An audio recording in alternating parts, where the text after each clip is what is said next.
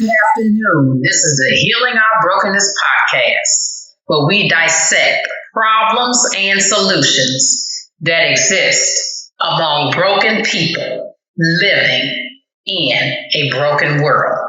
And here at Healing Our Brokenness podcast, we believe that talking through our stories is the path that leads to walking through our healing. On episode 94, we had Black History Part 1, and I shared with you guys a reading from a republished book that I did. I had written it 5 years ago, as I explained in episode 94, but just to kind of give a quick recap, I self-published that book in 2016, and so in a couple more weeks, it's going to be the 5-year anniversary, and I revamped the whole entire book and did the reading on episode 94. So if you missed that one, you might want to stop this episode and go back. For today's honor of Black History Month, for Black History Part 2, I am going to do several readings of poetry. And some of the readings will come from either one of 3 books that I've written. The first one is called My Blackness. The next book is called Surrendered. The third book is called Simply Grace. And then the other poems, I have not given a title to that particular book yet. But I am going to read a few poems for you, and I am hoping and praying that you find something in the poetry that is like a balm to your soul, something that resonates with you. Might be a come to Jesus moment. It might just be something that you need to help to get you through the rest of this week. So without further ado, I'm going to do my poetry readings.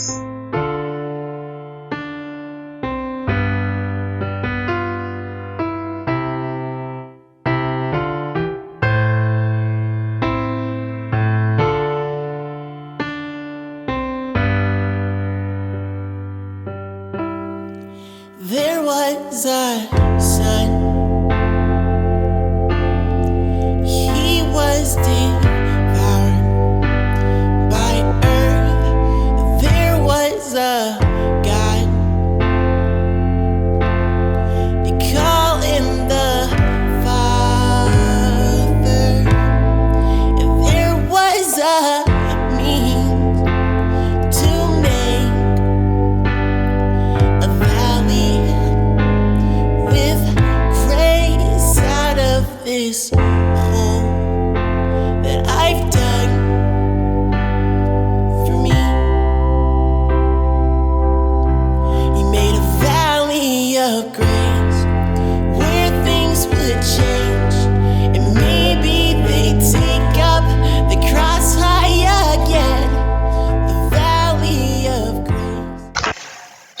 The first poem that I am going to read for you is entitled Beauty Supply Store. I love going to the beauty supply store, looking at all the possibilities for my hair, looking at the limited amount of money in my pocket and trying to figure out how to stretch it. Like Muddy does when she sends us to the meat market. I love looking at the scarves and the grease and the hair oil and the straightening combs and the curling irons. And let's not forget the blow dryers and the plastic caps that are made for hot oil treatments and keeping the conditioner in longer so we can get the kinkiness out. I love looking at the jewelry, trying to find the right pair of earrings, ones that express me, my personality, my blackness, my uniqueness. The next poem that I am going to read to you is entitled Hair Products. Where's the blue magic? Right here. I got coconut, blue, or green in the jar. Which one do you need? Not sure yet. Maybe I'll try Ultra Sheen. Right here. I got green or blue in a jar. Which one do you need? Not sure yet. Okay. Where's the Let's Jam? Right here. Don't want too much flakiness on my edges. What products will I choose for my hair? Not sure yet. Just not there. Too many to choose from. This is what happens when you enter the beauty supply store for the Black person's hair. The next poem that I would like to read to you is entitled Prayers. Saying those prayers at night as my mom tucks me in so tight, rubbing my back, singing those songs, saying those prayers. You know the ones that start, now I lay me, those prayers. And then you add to it, yes, those prayers. The ones that your mom taught you as a baby in her womb, when it became unknown whether your life's path would have to resurrect itself from the tomb. The tomb called denial, betrayal, oppression. The tomb that our ancestors and forefathers fought hard to break out of. Saying those prayers at night as my mom tucks me in so tight. The last one that I'm going to read is actually a quick short story, and it is called Hairy Sandwiches, Anyone? And I said the last one that I was going to read, but it's actually the last one that I'm going to read from this particular book. When you're growing up Black, you know that there are certain things that call for a good time. Relatives visiting the North from down South and vice versa. Have a community that centers on food, dancing, and pressing hair. As a kid, when my relatives from down South visited us Chicagoans, you could be sure there was going to be a good time had by all. My mom and my aunts would tell jokes and talk about old times like it was yesterday. I never grew tired of hearing the same old stories. On one occasion, my cousin Fifi came to Chicago and stayed with my grandmother for 3 days. At the end of her visit, we, and that is my mom, aunts, cousins, and I, decided that we would ride back to Memphis with her. Not only will we get a chance to visit with her while she was here, but she was going to press my hair at Muddeer's Beauty Shop before heading back to Memphis. And I had to admit, Fifi pressed hair just as good as Muddeer.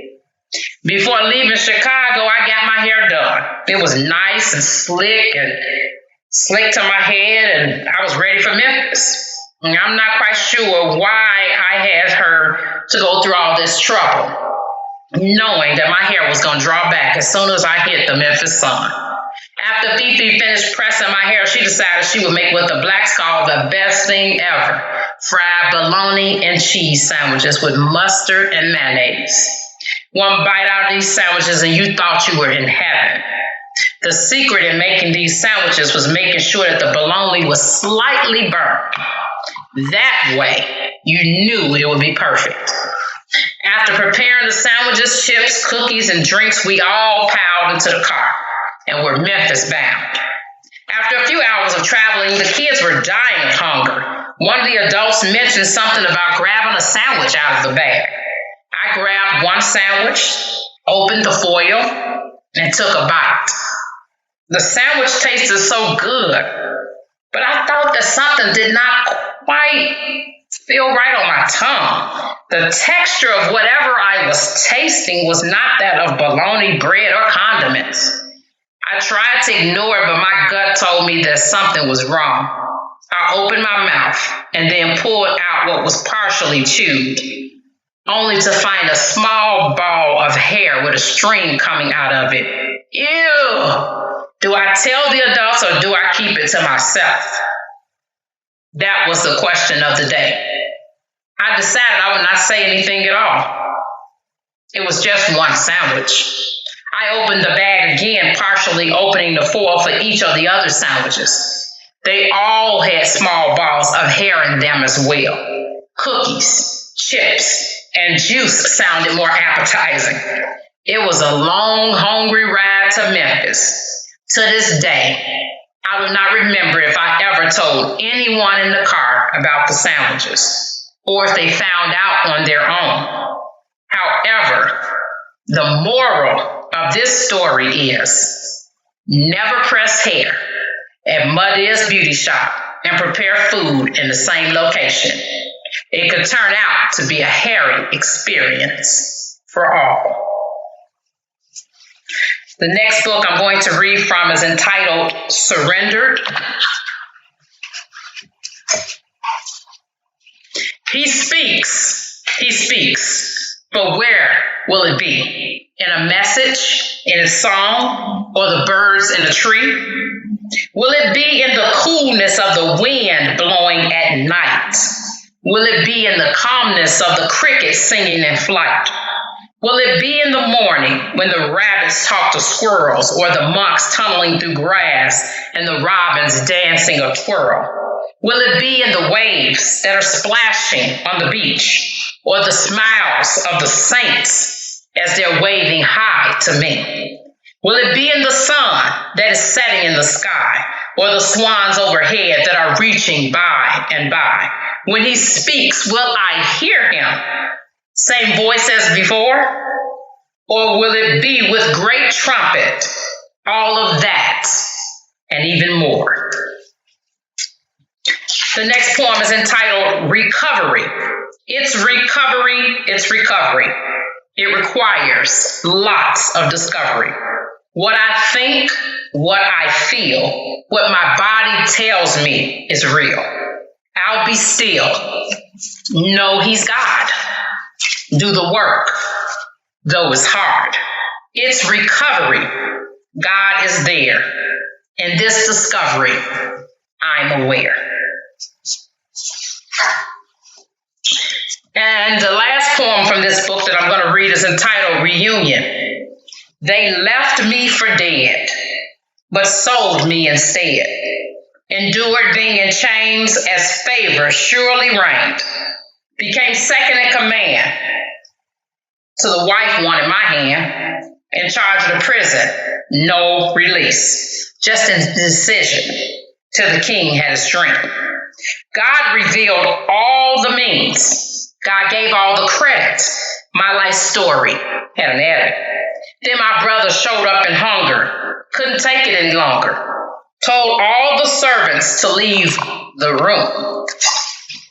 As I cried out, deeply woven in mounds of gloom. Hugged them deep and cried so long. Filled our souls and showed up strong. The reunion wasn't expected, but God's grace had it protected. Okay, the next series of poems I'm going to read is from a book that is entitled Simply Grace. I am the vine, and so is it time? That is the name of this first poem. The deep, wet dirt of the earth pulls me in, as my little coral bells are just dancing in the wind. Then the dear clematis vine, he shouts loud with his trumpet from the east to the west. You don't miss his triumphant. I am the vine, you are the branches. Just trust in me, I'll take you through the trenches. Parts of my vine are tied against a trellis, and then part of me rests on the earth where this mess is. Then the dear clematis vine, he shouts loud with his trumpet. From the east to the west, you don't miss his triumphant. I am the vine, you are the branches. Just trust in me, I'll take you through the trenches. Then the husbandman gives orders to the dear clematis vine. It's just not the hour. It's not yet the time. I wrap around the heucheras, the color of wine, and I pray in the garden till beads of sweat so entwined. The husbandman calls out, it is time for the trellis. I will send them relief through a comforter where this mess is. Then the dear clematis vine, he shouts loud with his trumpet. From the east to west, you don't miss his triumphant. I am the vine, you are the branches. Just trust in me, I'll take you through the trenches. My next poem is called I'm His, and that poem deals with identity. And sometimes, even when we think we've got it down packed, the devil will come and run amok on us and have us to question everything all over again. And that's when we have to speak words of life over our souls to get ourselves grounded. So the name of this poem is entitled, I'm His. Who am I? Who am I?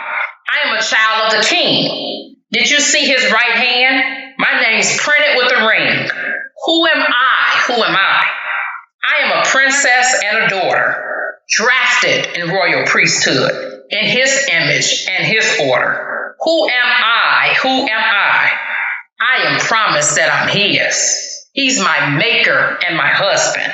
He's my counselor and my friend. The next poem that I'm going to read is called Cries of the Heart. I cried from all this trauma. Oh, my dear Lord, did I need any more drama? Oh, my dear child, please come close, just draw near. Let me whisper a little something in those precious little ears. I have plans for you, plans to prosper, not to harm. Meditate on my word, and you'll never be alarmed. For this trauma is a thorn in your flesh, but it's also a gift that will put you to the test. For the things that I show you are great things from above, not vanity or conceit. They are given to you with love. And the last poem that I'm going to read from this book is entitled Empathy. Empathy is not the same as sympathy. I understand just what you're feeling. Not sorry for, it's not the willing. I sit with you, you sit with me. It's empathy. Now can't you see? Oh yes, I feel just what you feel. It's not a matter of the will. I will not rush your pain at all. In life, we all must feel the fall. I laugh with you, you laugh with me. We cry and cry till tears are free. Empathy is not the same as sympathy. Okay, so the last group of poems that I'm going to read are not in any book yet. I have recently written these poems. The first poem is entitled You're Black. And You're Black is basically confronting the racism that we deal with as Black people in the workplace. Unfortunately, when it comes to racism, anywhere, our Blackness, our skin color, trumps what other people say and think about us. And so this poem pretty much dissects that issue. And once again, it's entitled, You're Black. You're Black. Your dignity and integrity, self-respect, not kept intact. Because you see, your skin erases all those things, and all we see is lack. I'm not complaining, emotionally draining, and with my service I give back. So wash and rinse and dry again, and just absorb those facts. The next poem is dealing with hair. And with Black folks, hair is a part of our culture. It is a part of our Blackness. It is a part of our artistic expression. Hair is a part of who we are as a people. And this one is called My Hair is Nappy. My hair is nappy and kinky. Don't you see the beads in the back? I don't look pretty, look crazy and silly. Matter of fact, these tails look whack. Your hair is beauty. It's my creation. Your hair the glory, part of me. You queen from Africa, queen from sonship, queen from my identity. The next poem is entitled Get Up Here. And this poem I wrote in honor of my grandmother, Madia.